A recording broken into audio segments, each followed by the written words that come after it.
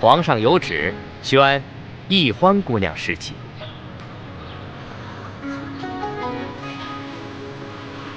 臣女易欢，谢皇上恩典。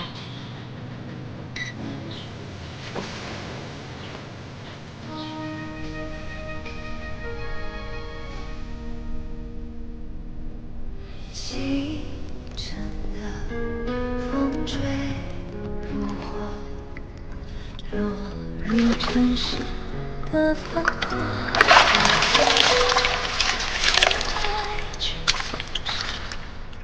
看不过上的牵挂，愿做他掌声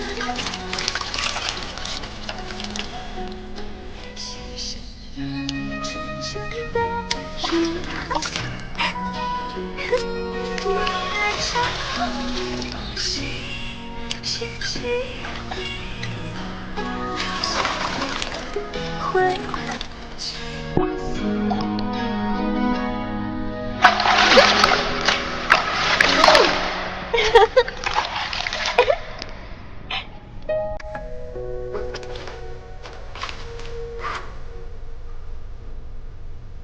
李公公，李公公，我要换的衣裙在哪儿啊？易欢姑娘，侍寝是不能穿任何衣服的。你要是沐浴完了，就请出来，我们为您裹上红绸，然后呢，就抬去皇上的寝宫。不能穿衣服啊？对，就连任何首饰都不能戴。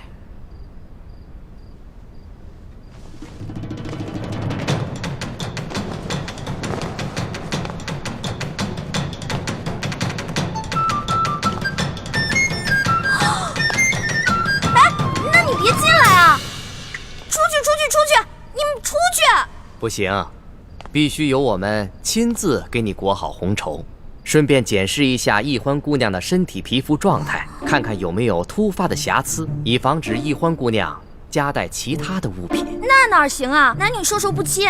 要不这样，你们先出去，等我穿好了叫你们。敬事房太监主要负责皇上和后宫所有嫔妃的房中之事。易欢姑娘入宫之后，难道就没有学习过吗？学是学过了，但我现在不是还有点不习惯吗？这。哎，你们！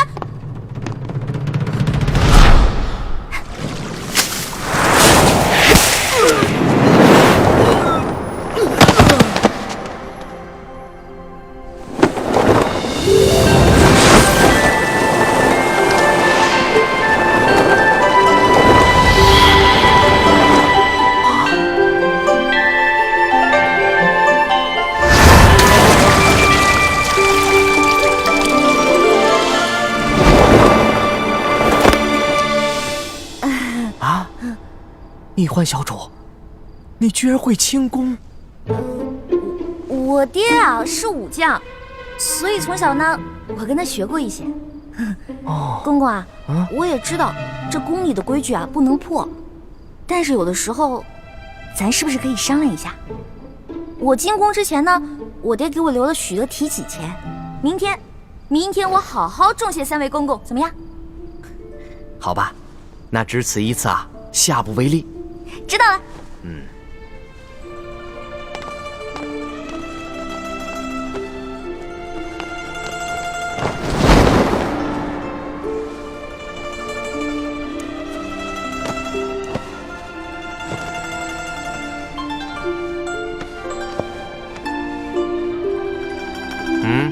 这。哎，那个公公，我把那个丝巾拿一下，我的丝巾。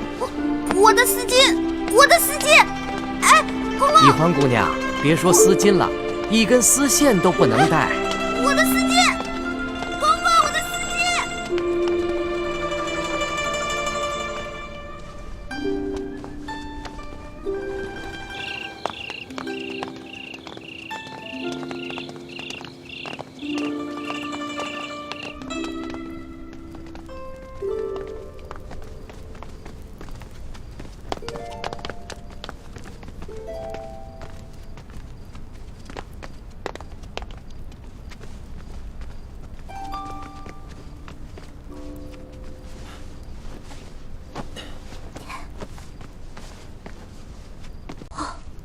易欢姑娘啊，一会儿皇上可就来临幸你了，可千万不要忘了之前学过的规矩哦，好好的侍奉皇上。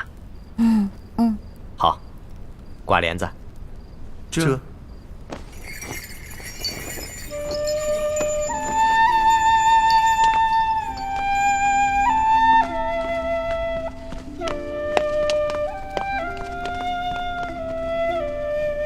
原来这就是皇帝的寝宫啊！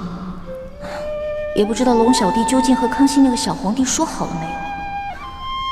猪哥哥给我准备的丝巾没有了，万一这小皇帝临时起了色心，假戏真做了，那可怎么办啊？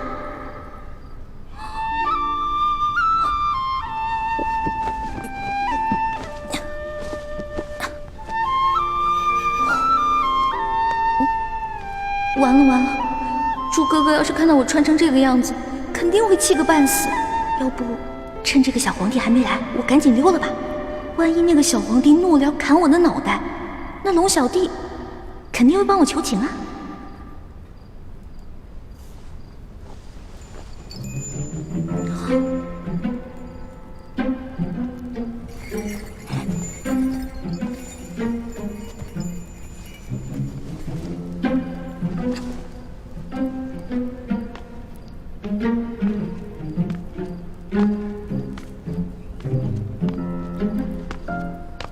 你要去哪儿啊？你谁啊？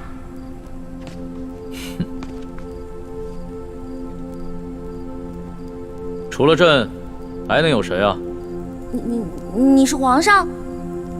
你是皇上，为什么要戴面具啊？啊，朕喜欢在临幸后宫嫔妃之时，玩一些有情趣的小游戏。臣女易欢叩见皇上，皇上万岁万岁万万岁！起来吧，这里又没有外人，不必那么拘束。谢皇上。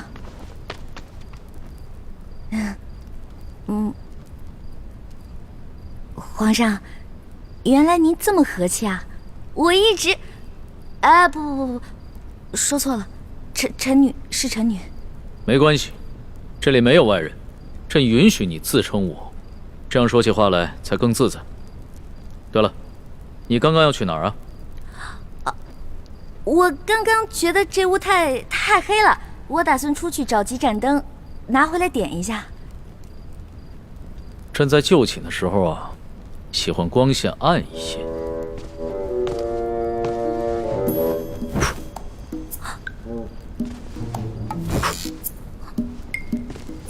皇上，您别把最后一盏灯也吹灭了，我怕黑。别怕，有朕呢。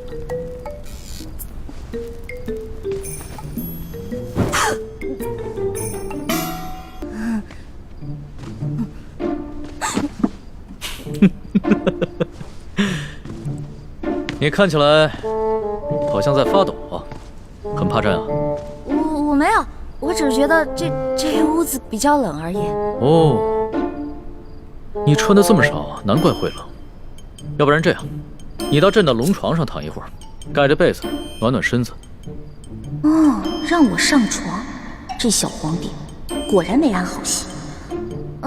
我突然不冷了。那就让朕抱抱你，替你暖暖身子。你果然很怕朕啊！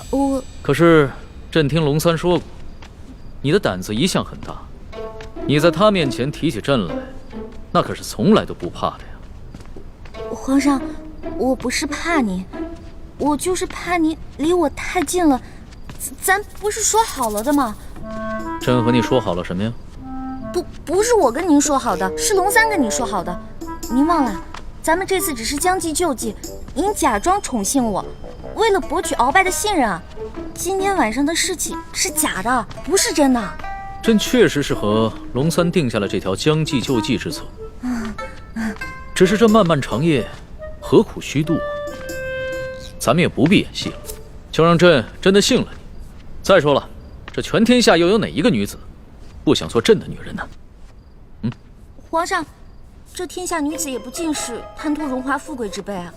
对大多数女人来说，她们与其与这个后宫佳丽3000争宠，不如找到一个白头偕老、心心相印的有情人。那唐代鱼玄机就说过呀：“易得无价宝，难得有情郎。”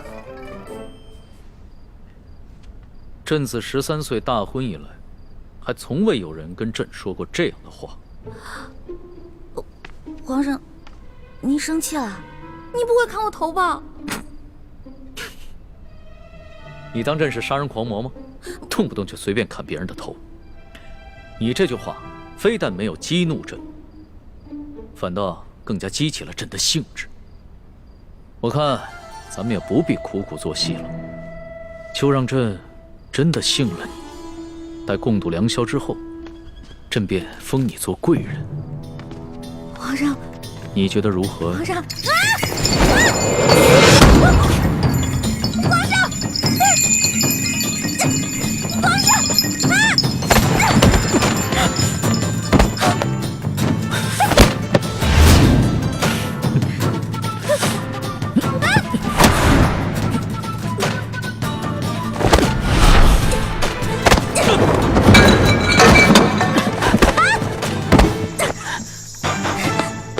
皇上，谁让你们进来的？启禀皇上，奴才见到殿内没了灯光，又有打斗之声，还以为来了刺客，所以赶紧进来护驾。刺客？什么刺客？哪有什么刺客？没有朕的旨意，谁也不许进来。这……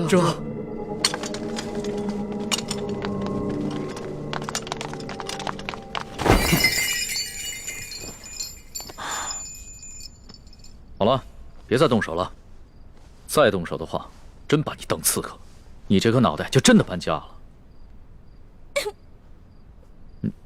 你哭什么呀？皇上欺负人！朕怎么就欺负你了？是你先对朕出的手啊！这还是第一次有人敢在朕的龙床上对朕大打出手，只怕也是古往今来第一个敢在龙床上对皇帝大打出手的女人吧？皇上强词夺理，明明就说好了，还强迫人家，人家不想反抗还不让，反抗打不过人家就吓唬人家，哪有这样的？朕有你说的那么不堪吗？好了，别哭了。要是被外边的太监给听见了，不知道的还以为朕欺负你一个弱女子呢。那皇上你离我远点，我就不哭了。你让朕远点，朕就远点，那朕岂不是很没面子？龙小弟，你在哪儿啊？你还说皇上是个正人君子，结果皇上就欺负我一个弱女子。来，好了，别哭了。哎，朕不跟你这个小女子一般见识。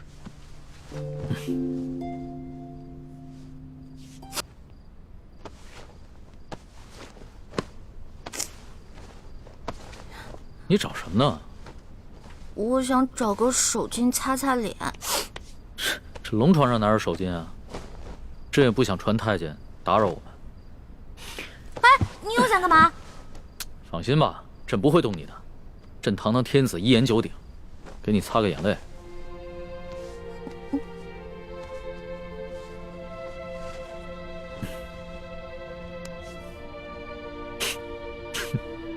看看你现在这副样子，亏龙三还说你是他的老大。哎，他是现在看到你哭得跟鼻涕虫似的，还不笑话死你？其实我在龙三面前好多都是吹牛的，我没有他说的那么勇敢，我也没有多少江湖阅历，我也从来没被哪个登徒子轻薄过，何况是被全天下最有权势的轻薄过，我能不害怕吗？朕听出来了，你是拐着弯儿骂朕是个好色轻薄的登徒子是吧？臣女不敢，臣女没这么说。皇上，臣女能不能请求皇上一件事儿啊？说来听听。您能不能别把今天晚上的事儿告诉我龙小弟啊？如果你告诉他的话，以后我就没脸在他面前充老大了。哎呀，朕又不是长舌妇，不会告诉他的。哎，不过朕保全了你在结拜兄弟面前的形象，你要怎么答谢朕呢？皇上，您可是全天下最有权势的人，也是最有钱的财主，您就为这么点的小事儿勒索我一个身无分文、身无寸缕的小女子啊。又是朕的不是啊！你怎么说来说去都是朕的不是啊？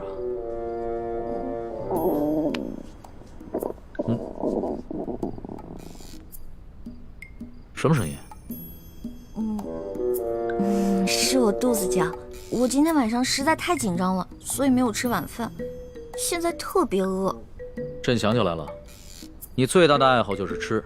龙三跟朕说过，你现在在替朕办差，朕也不能让你饿着肚子。说吧，想吃什么？谢皇上，我想吃烤鸭、炸虾丸子、蒸乳酪，还有黄焖小羊排，还有素八碟、珍珠翡翠羹、水晶包子、豌豆黄，再加一壶桂花酿。皇上，你怎么知道我喜欢吃什么呀？这个是龙三跟朕说的。龙三跟朕说呀，你们两个头2次见面的时候啊，你都在跟他抢吃的，朕听着有趣儿，所以印象也就特别深刻。这个龙三，以后再也不理他，怎么把我什么都告诉人家？朕可不是人家，朕是皇上。来人，掌灯，传膳。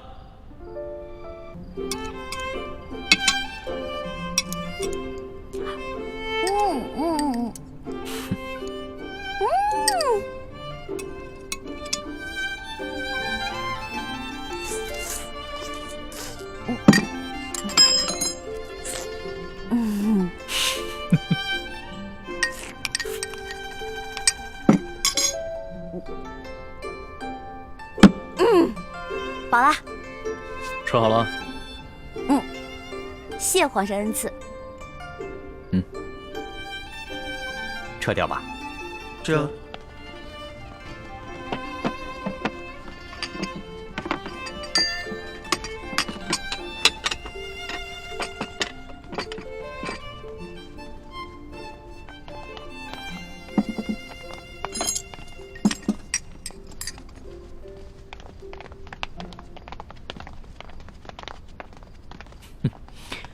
看你吃东西啊，还真是有趣儿。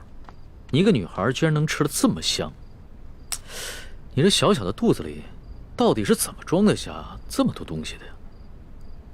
要论得上吃啊，这朕的整个后宫，无人及得上你。哎呀，那是他们装的。因为您是皇上嘛，他们在军前得注意自己的礼仪，所以要压制自己的食欲嘛。孔圣人也说过呀，人生3大乐趣，食、色、性也。所以呢，这个美食是人生最大的乐趣之一。说得对。食色是人之本性，现在食之乐趣你已经享受过了，要不要再享受一下色之乐趣啊？看来这个色狼皇帝还真是狼心不死啊！哎呀，要是猪哥哥给我的丝巾在就好了，让我骗他闻一闻，就能让他乖乖睡着。哎呀，这一夜良宵还剩一半啊！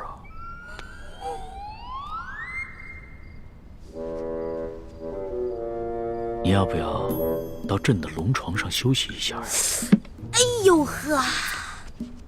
你又想干嘛呀？皇上，吃太多了，我撑到嗓子眼儿了，我想运动消化一下，可以吗？行。要是连这个朕都不准，那朕岂不是很不懂得怜香惜玉啊？你既然想消食，那就请便吧。谢皇上恩典。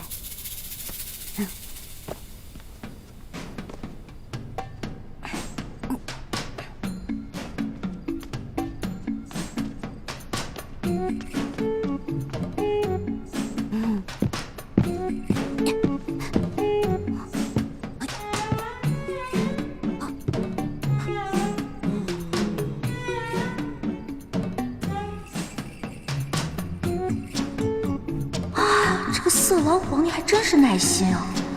看来是打定主意要吃了我总不能就这么运动一晚上吧？这可怎么办？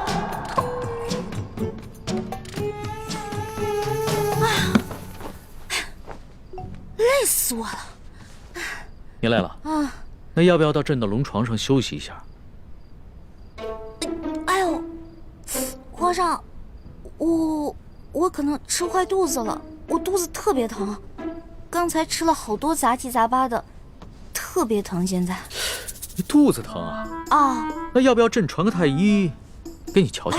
那不必了，我只要回自己的房间睡一会儿就行了。既然你都要躺在床上休息，那为什么要回到自己的房间休息呢？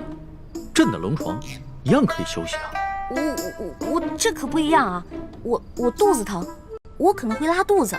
我在您这儿拉肚子不合适，是不是？我得保持在您面前的仪态，所以还是让我回去吧。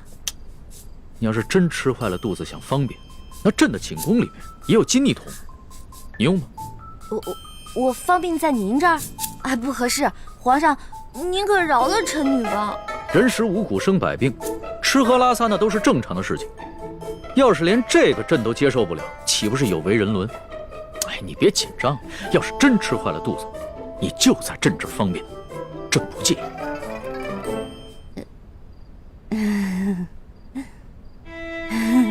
你看着我干嘛呀？黔驴技穷了，是吗？这个色狼皇帝想吃了我，门儿都没有。哎，有了，我可以骗他行酒令，我灌醉他。为什么又不说话了？是不是又在想什么花招啊？哎，皇上，咱们玩耍骰子赌酒吧。这样，咱们赌，如果你赢了，我就听您的上龙床；但如果你输了，您就让李公公送我回去。怎么样，敢不敢赌啊？这倒是挺有趣的，还从来没有人敢跟朕耍骰子赌酒的。好，朕就依你。来人，上一壶酒，再加2副骰盅。哎，等一下，上1坛酒。皇上要喝酒，咱们就喝大的，杯算什么呀？咱们用碗喝怎么样？好，那朕就看一看你的酒量到底有多好。皇上不好意思啊，您输了，喝酒，喝。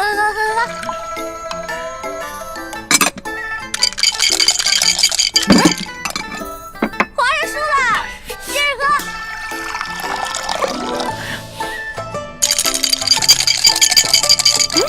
又输了，来，我给您满上。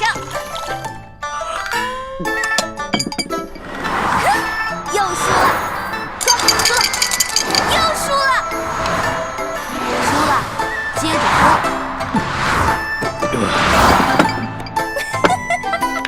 皇上，你又输了，喝吧，喝。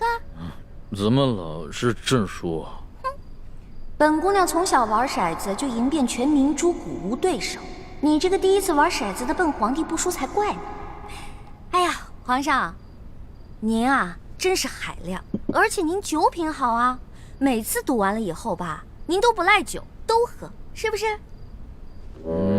笑，真是天死，怎么会赖账呢？快喝吧。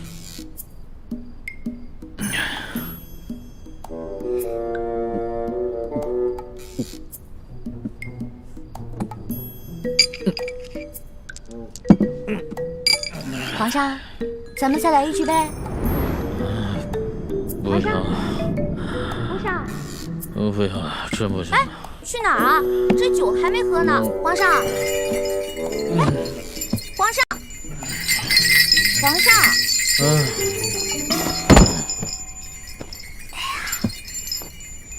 让我看看皇帝长什么样。让我看一眼。易欢姑娘。李公公，皇上已经安寝了，易欢姑娘，请回吧。可是我还想再待一会儿。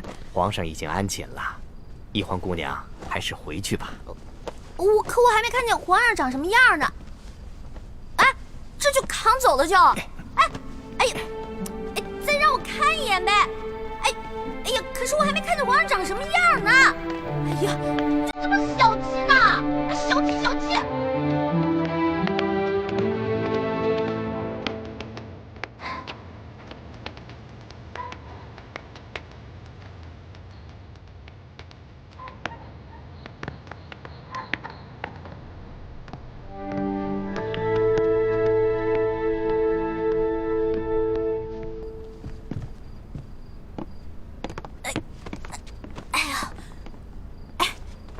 李公公，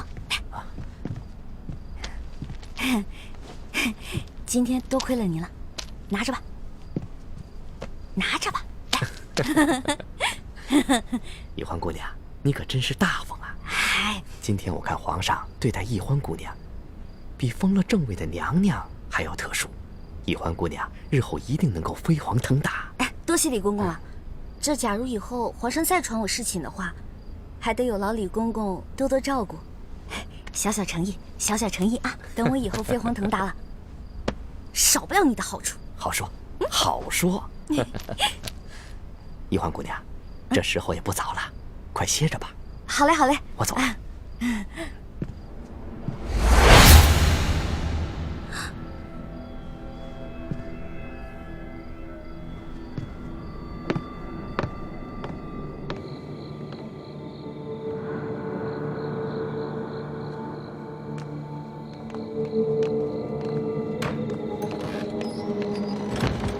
公公，这儿有没有方便的地方？咱家带你去吧。哎呦，那有劳公公了。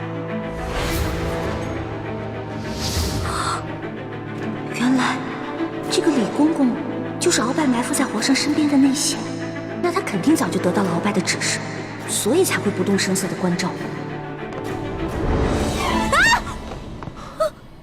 别怕，是。你怎么穿成这样？朱哥哥，你怎么来了？那康熙有没有碰你？我刚才去见了倾城才知道，原来这宫中给皇帝侍寝，居然要脱光，再由太监用红绸裹着送到龙床上。你没事吧？哎呀，我没，哎呦，我当然没事了。真的没事。听倾城说，侍寝的时候连一根丝线都带不进去，我给你的蒙汗巾肯定也带不进去吧？嗯。那你怎么应付的？嗯。我就不信，那康熙看到你这个样子，他会不动心吗？他刚开始是有点动心，对我有点动手动脚的。不过我后来跟他提龙三了，我说我们这是假戏，不能真做。后来他就没怎么样了。真的？真的。朱哥哥，你要是再怀疑我的话，那我可生气了。对不起，欢梅，是我错了，我相信你就是了。这次是我太大意了。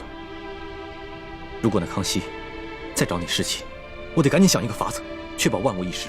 哎呀，朱哥哥，你先别着急嘛，我有重要的事情要告诉你。我才发现，原来这个李公公就是跟鳌拜勾结的内奸，怪不得李公公今天这么照顾我呢，肯定是鳌拜提前跟他打过招呼了。原来李公公就是鳌拜埋在康熙身边的棋子，此事万万不能让康熙知道。为什么呀？如果我们跟龙三说了，让他汇报给康熙，不光龙三能立功，还能得到好多奖赏。我们可以拿着这些钱去买好多东西，分给谷里的兄弟姐妹啊。欢妹，你又犯傻了。我们这次来紫禁城，可不是来敛财的，我们的目的是要挑起康熙跟鳌拜的内斗。你想啊，如果我们帮康熙除掉了鳌拜埋在他身边的一条蛇，这对于我们来说能有什么好处？对，你说的对，那我明白了。哎，叶哥哥跟樊姐姐怎么样了？刚刚得到他们的消息，他们已经跟踪到了吴应奇的车队，正在想办法下手。我们在宫里的计划还挺顺利的，希望叶哥哥跟樊姐姐能顺利的找到1号金钥匙，这样我们就可以早日平安的团聚了。我先走了，早点休息。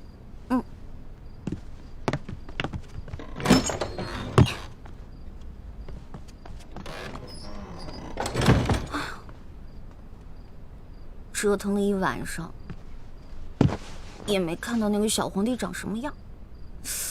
他长什么样呢？你觉得如何？皇上啊！嗨，我管他长什么样呢，反正不过就是一个风流流氓鬼。呸！不管了，睡觉去了。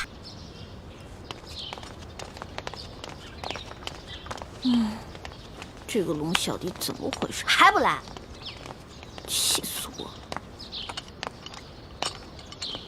老大，哎，放手，待会儿被人看见了，咱俩都有麻烦。我问你，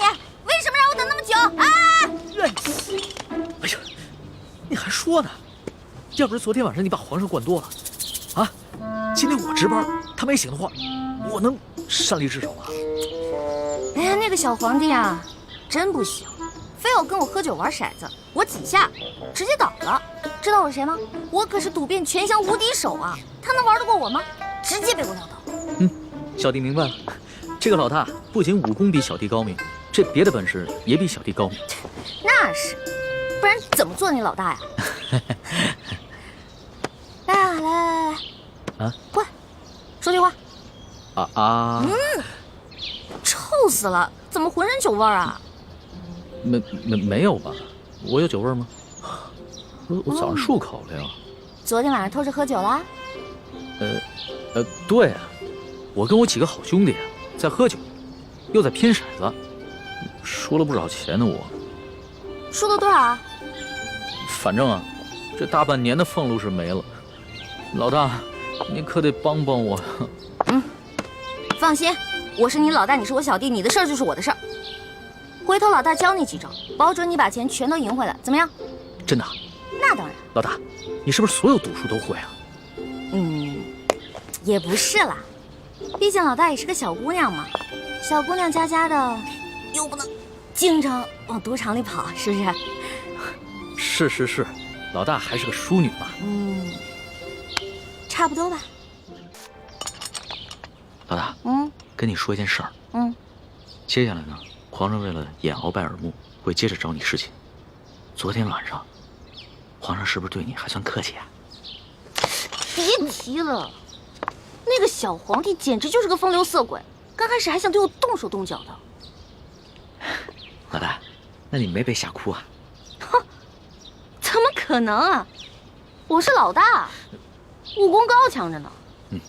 后来我就跟他喝酒玩骰子，锵，小皇帝倒了。老大智勇双全，小弟佩服。还好吧？哎，知道这是什么吗？骰子。老大教你几招，准保把你昨天输的钱连本带利赢回来。这咱可说好了啊，你赢回来的钱得和我一半对分，知道吗？没问题，55分。这还差不多。真疼啊！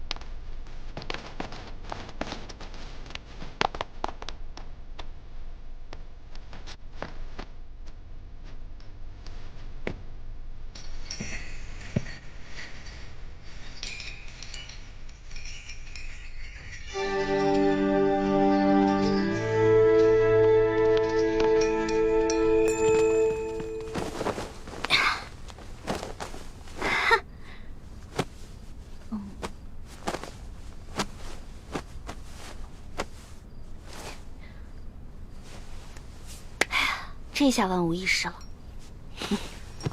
什么万无一失啊？皇上。没什么。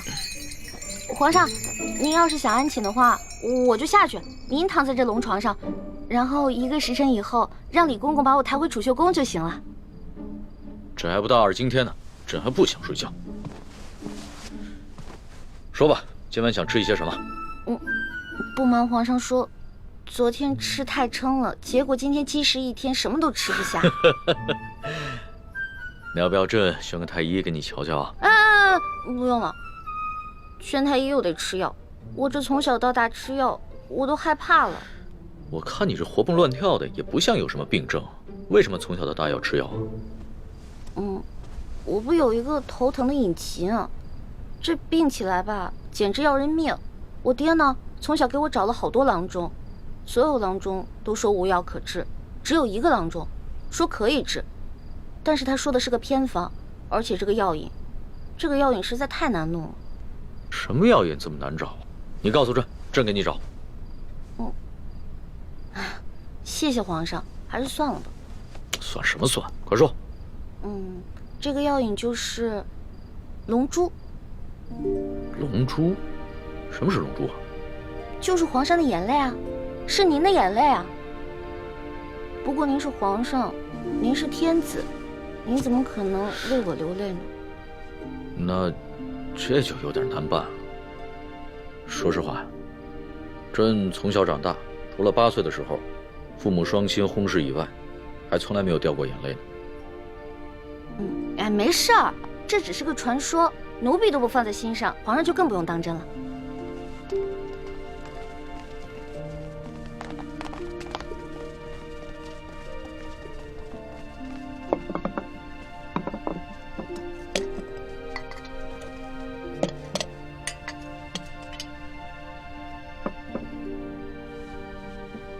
您这是干嘛呀？昨天晚上朕输得一塌糊涂，所以啊，朕今天想挽回个面子，你敢不敢再跟朕赌一把酒啊？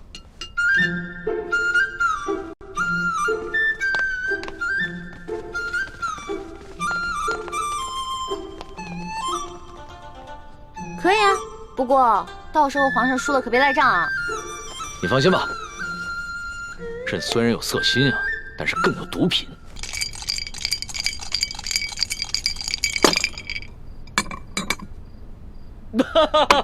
你又说了，来，喝。干嘛？朕都愿赌服输了，你还想赖账啊？有鬼！什么鬼？这好奇怪啊！皇上，你今天掷骰子的手法怎么变得高明起来了？昨天掷骰子10把当中，你最多只能赢3把，可是今天却跟我不相上下了。朕今儿个下午找了几个会玩骰子的侍卫学了一下，朕是天子，天资聪颖，学什么东西一学就会。可是你这掷骰子的手法，我怎么看着这么眼熟呢？是不是龙三啊？果真是他，他居然把我传授给他的独家秘籍传授给皇上了。哎，你不要管龙三了，你虽然是龙三的老大，但朕可是龙三的主子。朕要是问他什么，他就必须得据实回答，这让他做什么，他也得如实做。皇上，龙三可是个老实人，您可千万别欺负他。你这么关心他？我在我们这一辈当中是年龄最小的，所以呢，好不容易当个老大，而且他这个小弟还特别的崇拜我，我当然得维护他、保护他了。行，朕知道了，看在你的面子上，朕就不欺负他了。不过，你拿什么来感谢朕呢？皇上，您现在特别像我认识的一个姓周的乡绅老头。这姓周的乡绅老头长得跟朕很像吗？长得不像，做事风格像啊。这个乡绅老头之所以能发家呀，就是因为算盘打得精明，瞅准时机吃拿卡要。李欢呐，李欢，你又拐着弯的骂朕。臣女不敢，是皇上昨天说的呀，不会因为一句话就变成砍人头的狂魔，所以臣女才开了个玩笑嘛。哎呀，皇上，臣女出身卑微，是一个野丫头，又缺乏父母的管教，所以什么事儿都不懂，没法伺候您。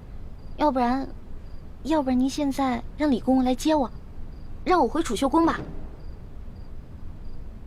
哼，朕明白了，你想激怒朕，然后让朕把你送走是吧？朕不上你的当，快点来接着赌。咱们说好了，你要是输了，可就得上朕的龙床。现在不输不赢，来！天哪，再这么赌下去，他的技术越来越娴熟，我的输面就会越来越大，这可是大大的不妙啊！皇上，您想让我赌也可以，不过得答应我一件事儿。你说说看。我一直都不知道天子长什么样，能不能把您的面具给摘下来啊？朕这几天上火长了几个火疖子，不便见人。难道他真的长得很丑，不好意思让我看？皇上，您看咱们也喝了好多酒了，要不然咱们先去您那龙床上躺会儿呗？上朕的龙床？你就不怕朕占你便宜啊？不怕呀，皇上一言九鼎，肯定说话算数嘛。那可不一定啊。朕虽然是天子，但是朕也是个男人。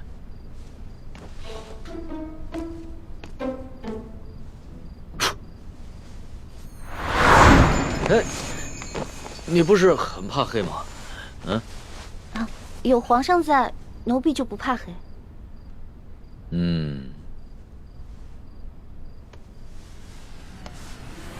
不对，有鬼。哪儿来的鬼啊？你不是一向很害怕朕的亲近吗？啊，朕知道了，你一定是想出了什么新招来对付朕，对吧？哪儿有啊？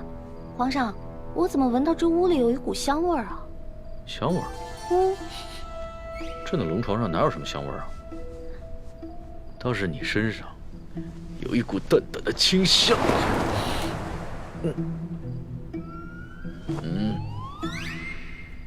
皇上，皇上，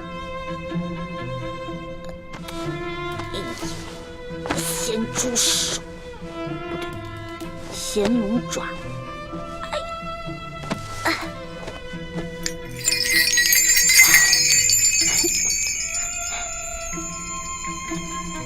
不对啊，我这么着急拉铃干嘛？先看一看这小皇帝长什么样，一直戴着面具，得多丑啊！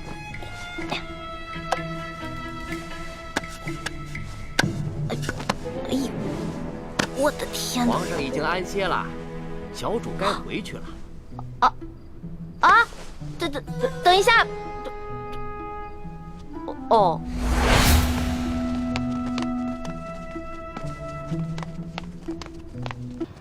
这个龙小弟又迟到，看我一会儿怎么教训你。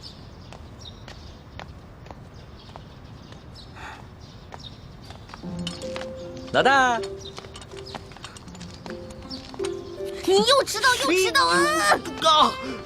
啊！昨晚战绩如何啊？幸不辱使命，我呀，把前晚输的连本带利都讨回来了。你的一半。哎呦！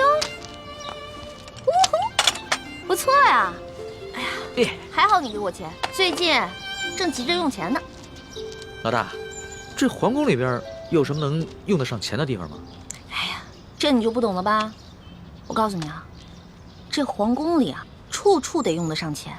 昨天我要不是用钱收买了李公公，那老大我就惨了。昨天怎么了？皇上不是早早的就睡了吗？哼。那个小皇帝啊，色狼得很，怎么可能啊？得亏啊，我哥哥给了我一条进过蒙汗药的丝巾，我偷偷带在身上，进入了寝殿，把那个小皇帝给迷晕了。要不然，哪有那么容易啊？你居然把皇上给迷晕了！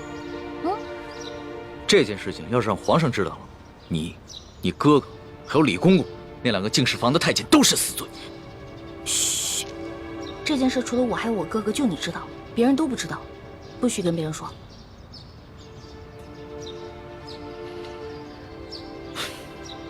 老大，你不应该告诉我，陷我于两难。如果我跟皇上说了，那就是对你不义；如果不说，那就是对皇上不忠。我又不是去害皇上，我是为了自保。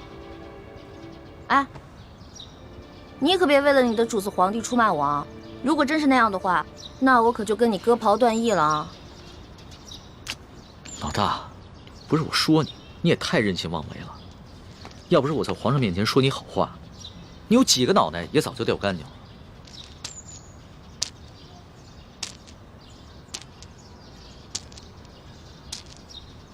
好了，那我不也是一样吗？如果我不是为了你，我怎么可能听鳌拜的话要入宫呢？虽然我武功不高，但是我轻功可以，我可以逃跑吧？我不都还是为了你吗？行，就冲着老大对我这份情谊啊，我说什么也要在紫禁城里面保护你的安全。但是咱俩可说好了，你可不能做什么太过分的事情，尤其是不能伤害皇上，要不然的话，连我都保不住你，明白吗？放心吧，其实我这个人吧，挺怕死的。再说了，我怎么可能连累我的龙小弟呢？还是老大够意思。这脑袋长得真像鸡蛋。老大，这2个晚上和皇上相处下来，你觉得他怎么样？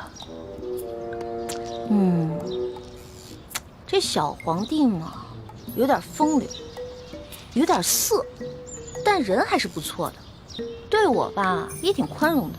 最主要的是，他酒品跟毒品不错。我跟你说啊，看一个人，如果他的酒品跟毒品都好的话，基本上这个人也不会差到哪儿去。还从来没有人这么评价过皇上。要是皇上听到了，肯定会觉得很有趣儿。啊，我跟你说的可都是私房话，你可千万不能告诉别人。我知道，我们俩之间的小秘密。耶！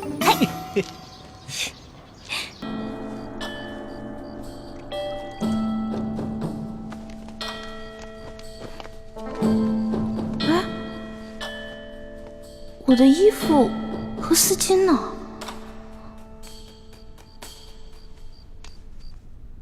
宜欢姑娘，时候不早了，该去皇上的寝宫了。哎，等一下，李公公，我放在这儿的衣服跟丝巾呢？宜欢姑娘，反正也用不着了，我就让宫女们都拿去清洗了。别呀，我还得用那条丝巾呢。李公公，你懂的。宜欢姑娘，你在说什么？咱家听不懂啊。不过你在进宫之前，你爹爹应该教导过你啊。进到宫之后呢，要少说话，守规矩，你应该明白。李公公，您不会是把我那条丝巾故意拿走的吧？侍寝的时候啊，什么都不能带，这是宫中的规矩，所有人呐都要遵守。完了完了，这下完了，怎么办呢？今晚没了丝巾，哎呀，李公公这个家伙，肯定是识破了我的丝巾有迷药，怕他干洗。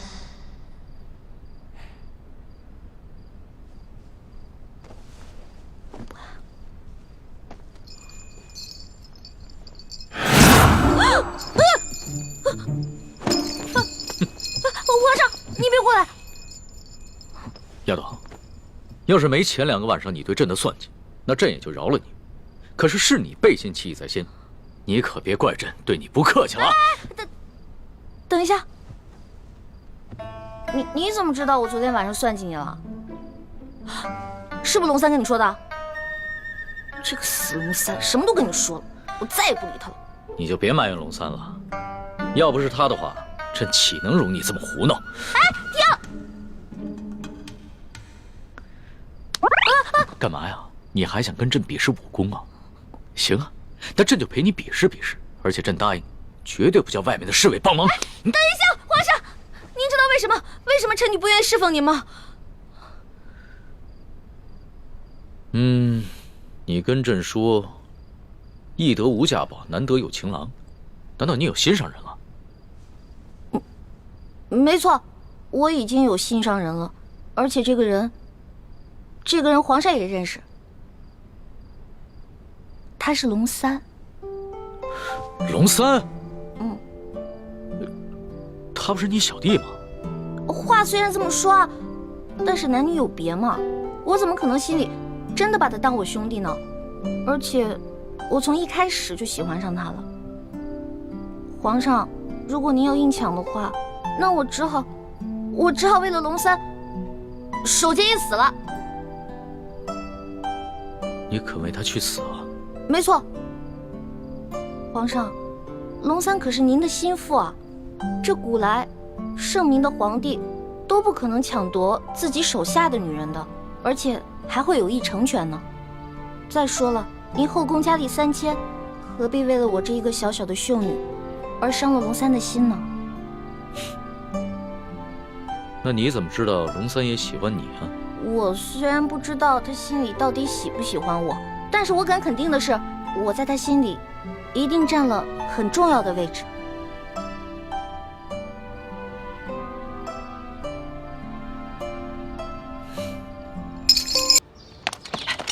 老大，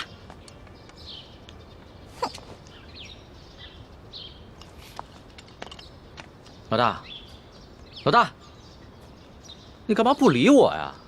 为什么要理你啊？我们明明说好了，不许把我们之间的秘密告诉那个色狼小皇帝，你为什么要告诉他呀？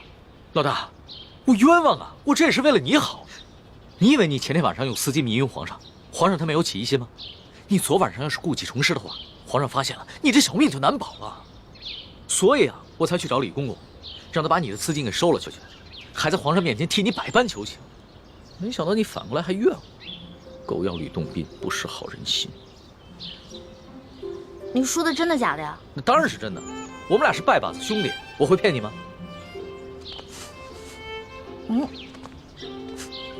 昨晚又喝酒了？没有，嗨，我哪能天天不务正业的喝酒赌博呀？我是啊，昨天晚上一个人在房里边高兴，自己喝酒呢。呀，发生什么喜事了？说来听听。昨晚你回了储秀宫以后，皇上把我给召了过去，把你跟他说的话都跟我说了。我从一开始就喜欢上他了。皇上，如果您要硬抢的话，那我只好为了龙三守节一死了。所以，老大，你跟皇上说的都是真的，对吧？我是怕皇上假戏真做，所以我才骗了他。龙小弟，你千万别误会啊！你只是骗皇上。是啊，你想，如果我不把你拿出来当挡箭牌，那皇上肯定会吃了我呀。那你对我？我对你，我们当然是好兄弟了。你是我小弟，我是你老大嘛。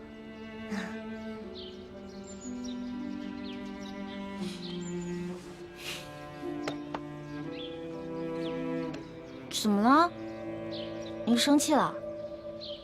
不是生气，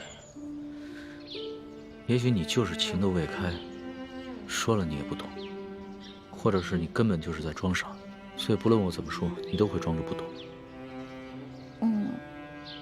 我们两个不是一直挺好的吗？我们俩是兄弟，这样相处不是也一直挺好的吗？那是以前，那是我还以为你是个男人的时候。可你现在呢，就是一个明艳动人、活泼可爱的女子，我怎么把你当成同性兄弟看待啊？龙小弟，我忘了告诉你了，我其实从小就许配给人家了。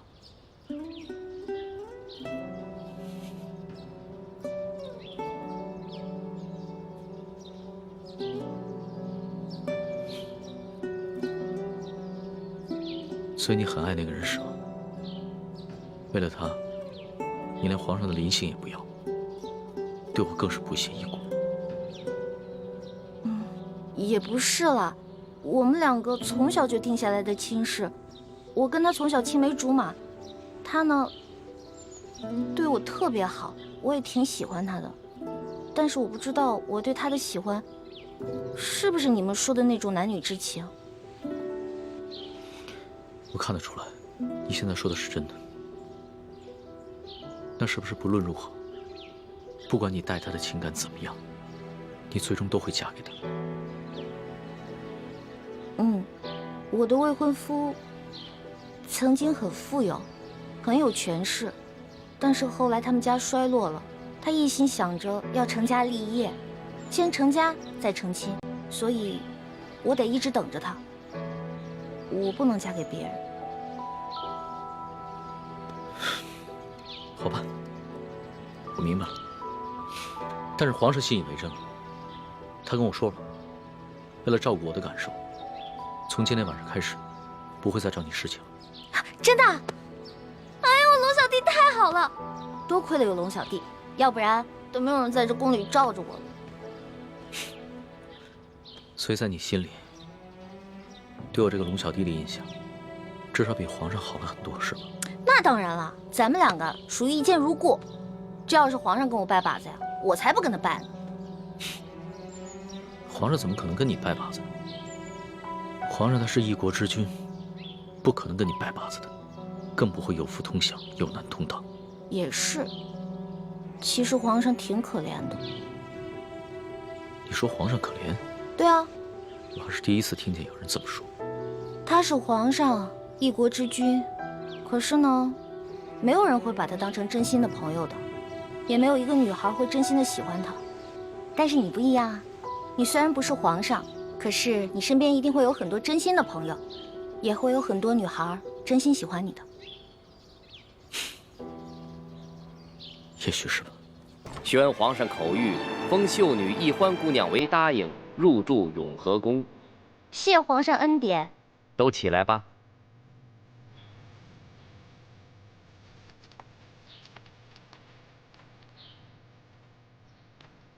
哟，易欢，你这一连侍寝3日，我们还以为皇上多宠爱你呢，没想到就封了个品阶最小的答应。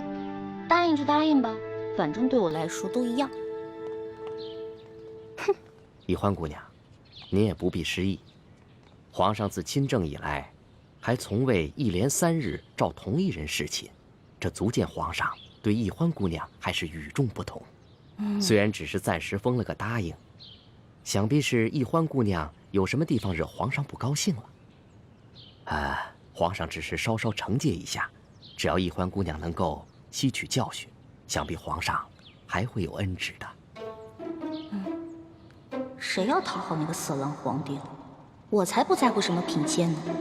永和宫是雪姐姐的住处，小皇帝阴差阳错的把我安排在了永和宫，比让我当皇后独居中宫都好。易欢姑娘，永和宫的住处已经收拾妥当了，随奴才前去吧。有劳李公公。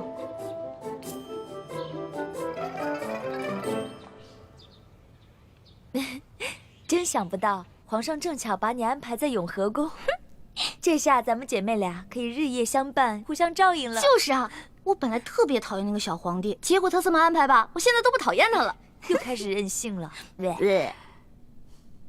六师傅，反正现在人都出去了，你赶紧做吧，哪有徒弟坐着，师傅站着的道理啊？欢儿，这是在紫禁城里，不是在咱们明珠谷，这里可没有什么师傅徒儿，这里啊，只有这厉贵人、欢答应和雪嬷嬷。只要记着这一点，你的言行才不会露出破绽。记住，要尽快适应这宫中的生活，谨言慎行，一切以完成任务为重。徒儿记住了。看你还在自称是徒儿，这要是被宫外人看见，宫里人知道了，你会惹出大麻烦的。哎呀，嬷嬷放心，欢答应啊，只是还没有适应她的新身份，我会慢慢教导她的。谢谢厉贵人啦。哎，说真格的，这清宫规矩要正3品以上才有资格做一宫之主，入住正殿。眼下我还只是个正7品的贵人，所以只能住嫔殿。不过啊，好在这个永和宫就只有我一个小主，省去了和其他嫔妃混住的许多麻烦，这也算是皇上对你我的优待了。不过徐姐姐，都说伴君如伴虎，你在宫里陪着皇上，是不是特别辛苦啊？为了光复大明的大业，再辛苦也不值一提。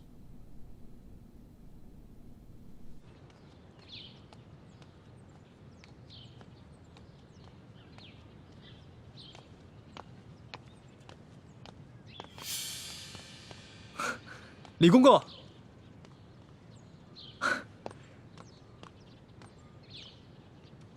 李公公安好。你是那个太医院新来的李太医吧？正是，卑职乃陕西榆林人士，刚入太医院不久，还望公公多多关照。好说好说好说。哎，你刚刚说你是陕西榆林人士？正是。听公公的口音，也是陕西人吧？哼，咱家也是陕西榆林人士啊，入宫几十年了，没想到在宫中还碰到了老乡。看来卑职跟公公还真是有缘，不仅是同姓，还是同乡呢。不知公公老家在榆林何处啊？咱家在榆林皂角村。那真是太巧了，卑职老家也在榆林皂角村。哦，公公家里都有何人呢？说不定我还认识呢。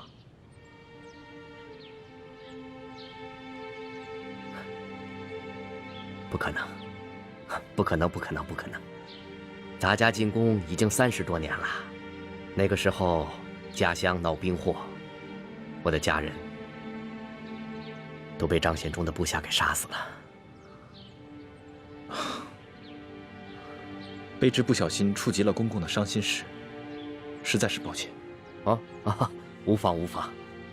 李太医，你是咱家在这宫中遇到的第一个同乡，又都姓李，这说起来，咱们500年前还是一家人呢。你放心吧，咱家日后一定会多多照应你的。多谢公公。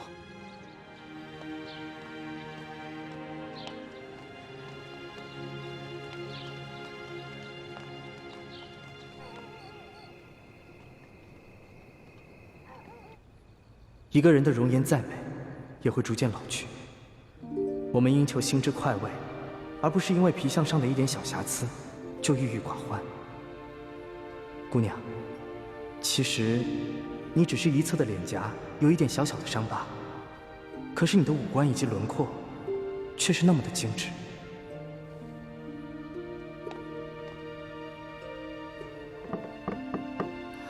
谁？是我，吴应奇。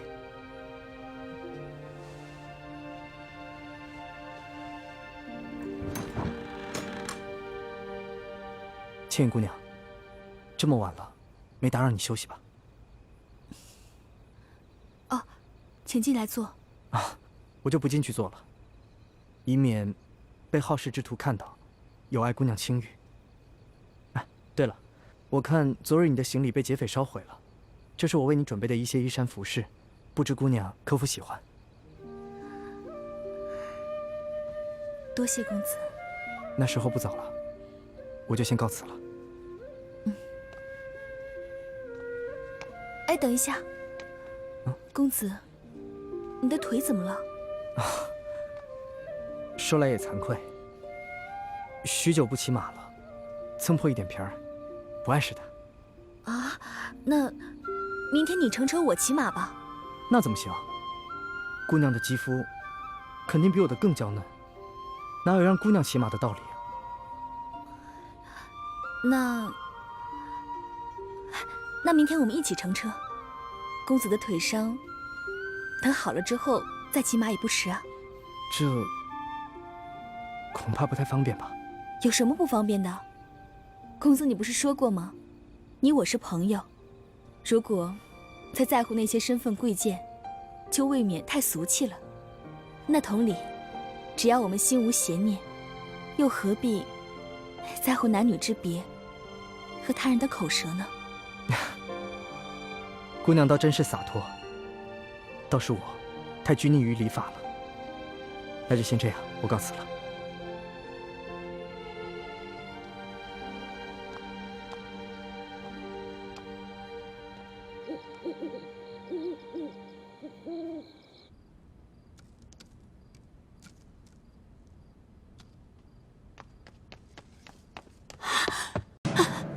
李太医，快拿上你的药箱，随我去永和宫。厉贵人刚刚在御花园遇刺了。什么？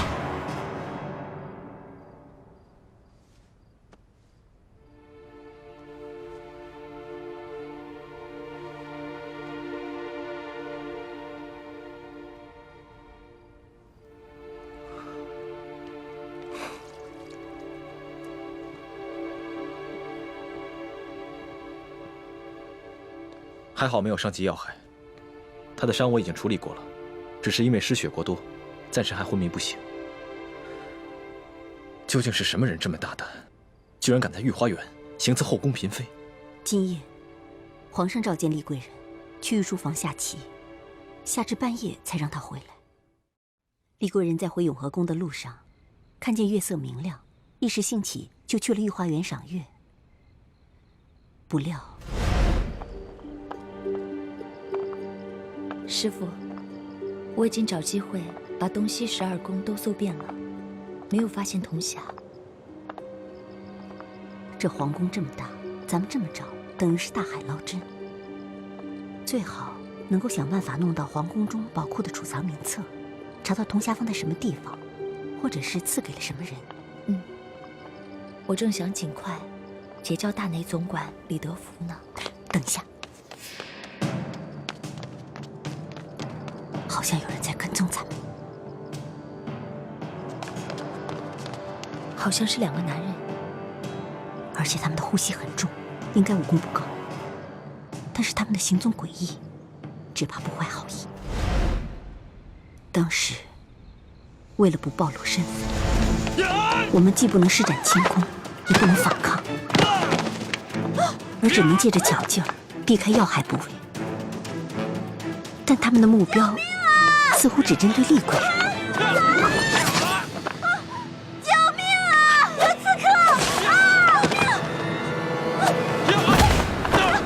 我装作凑巧滑倒，把其中一个人推进了池塘，另一个人还想继续行凶。幸亏有巡夜的侍卫听到呼救声赶了过来。有刺客！快！这边！别跑！救命啊！刺客往那边跑了！往那边跑了！抓刺客！在那边！站住！别跑！究竟是什么人？有没有发现什么线索？没有，但是想要擒住这个人不难，可惜我们不可以暴露我们自己的武功啊！会不会有人识破了倾城的身份？不可能，如果识破了身份，他们不应该暗杀我们，他们直接揭发我们就好了。这2个蒙面人能够逃过宫里的搜索，应该就是这宫里的人，而且还一定有地位。今夜的行刺一定是受人指使，能在这宫里买凶杀人的人并不多。鳌拜，可是鳌拜有什么理由要对倾城下手？等等，你这么一说，我倒是觉得，其中有一个蒙面人的身形和眼睛甚是熟悉，有点像李公公。李公公，这样就没错了。李公公就是鳌拜埋在康熙身边的奸细。多半是鳌拜觉得倾城挡了易欢的道，所以才让李公公暗杀厉贵人。等我明天去见见鳌拜，探探情况。大师兄，倾城，你醒了。大师兄，估计还没有醒呢，他只是在说梦话。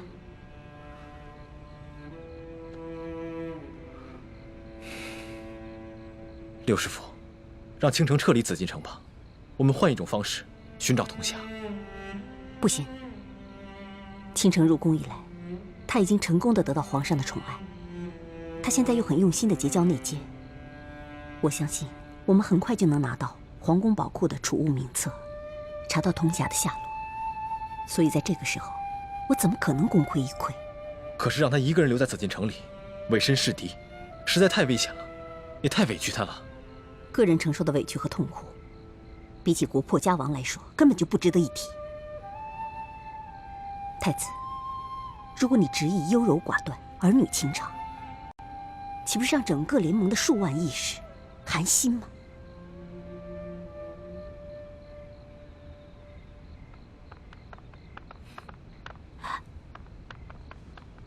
厉贵人的伤势已经处理好了，李太医辛苦了。那微臣先告退了，回头微臣再煎一副治伤的药来。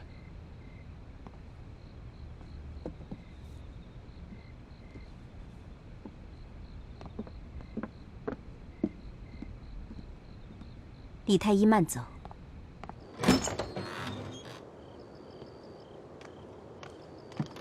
李太医，欢大爷。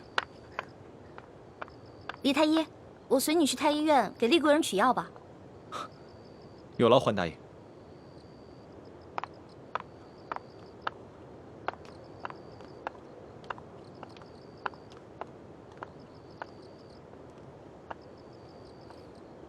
朱哥哥，你知道吗？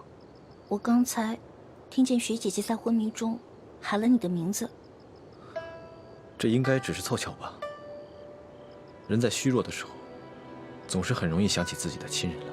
可他最亲的人是六师傅啊，但他喊的是你的名字。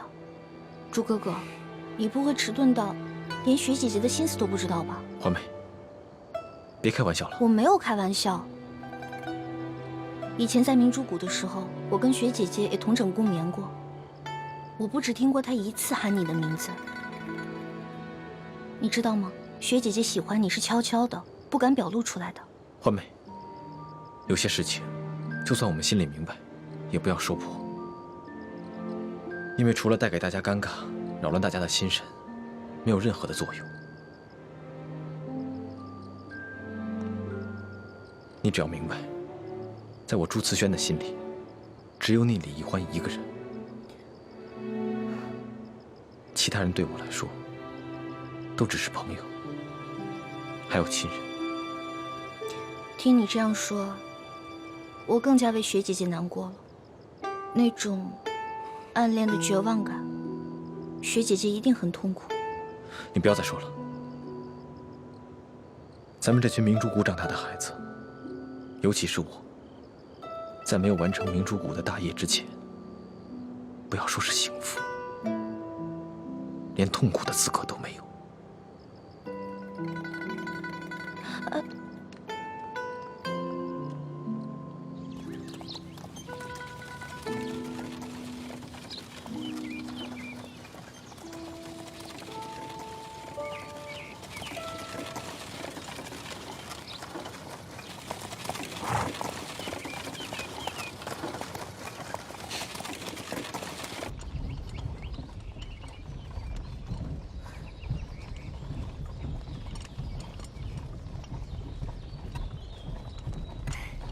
倩影姑娘，我送给你的衣服，可还合你心意？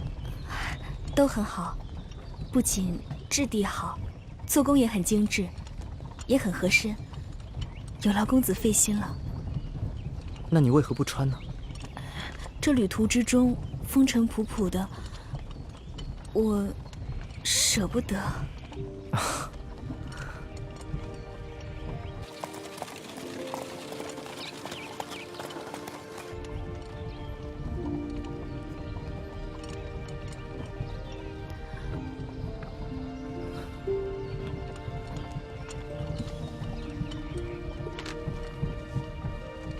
倩影姑娘，擦擦汗吧。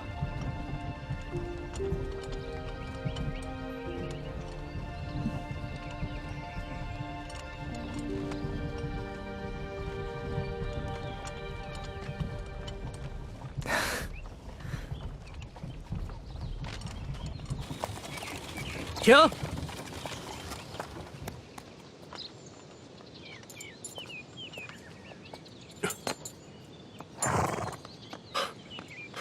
二公子，什么吩咐？找一个幽静之地，让我们避避暑。等热浪过去之后，我们再走。卑职遵命。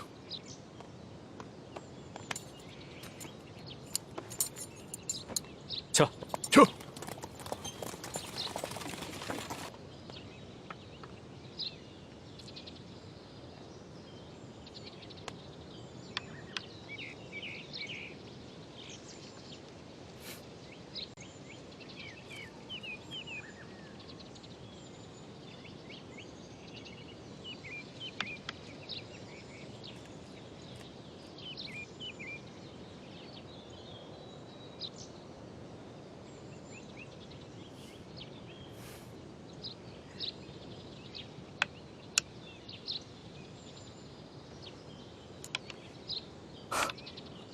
我快输了。倩影姑娘不仅武艺高强，连棋也下得这么好。我虽出身寒门，可在乡邻里有很多隐居的奇人异士，他们都很热心，经常会教我们。所以，无论是琴棋书画，还是武功技艺，我们都略会一些。原来如此。在这改朝换代之际，总有一些不肯食新君俸禄的前朝高人，宁可隐居山林，传道授业。这样既可以独善其身，又兼济天下，真是令人佩服。吴三桂虽然现在权倾天下，但谁不在背后骂他是卖主求荣的大汉奸？可是从吴应奇的话里，似乎能听得出来，他对他父亲也有些不满啊。公子，你这话要是被令尊平西王听到了，怕是有些不妥吧？的确，若是在我父王面前，我确实不敢如此放肆。可是，在姑娘面前，我却可以放下一切，畅所欲言。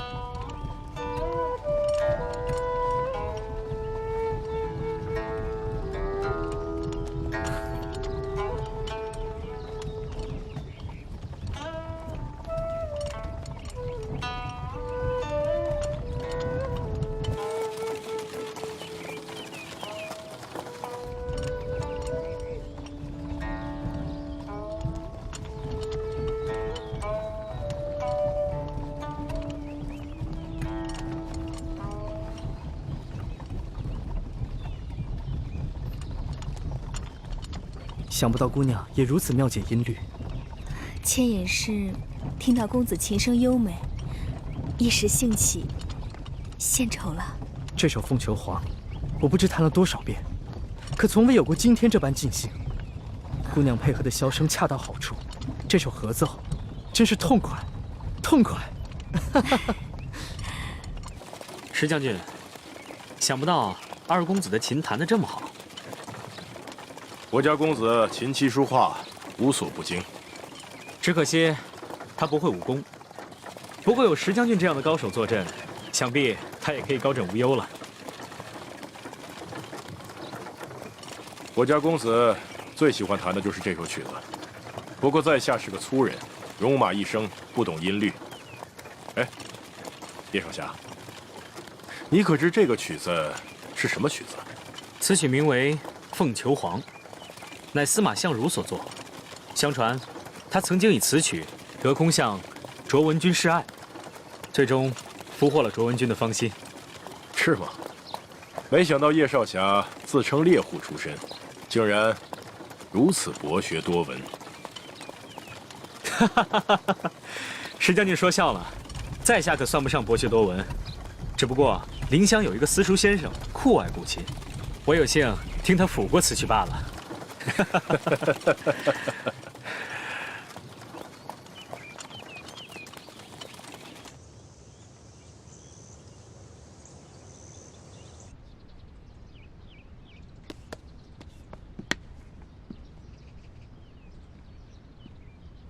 你们兄妹二人表现不错，这是这个月的大补丸。请大人放心，卑职兄妹一定会竭尽全力报效中堂大人。这个厉贵人伤势如何？他受了重伤，经卑职用心医治，才算保住了性命。不过他失血过多，尚需调养。其实，你不必这么费心地医治这个厉贵人。卑职不太明白。皇上一连3日宣奕欢进殿侍寝，最终也只封了他一个品质极小的答应。随后，皇上一连几日宣厉贵人作陪，用不了多久，这个厉贵人便会再次升迁。像这样一块绊脚石，留着他有何用啊？大人的意思是，厉贵人舒婉心，是山西总兵舒建的独生女儿。这个舒建是索尼一手提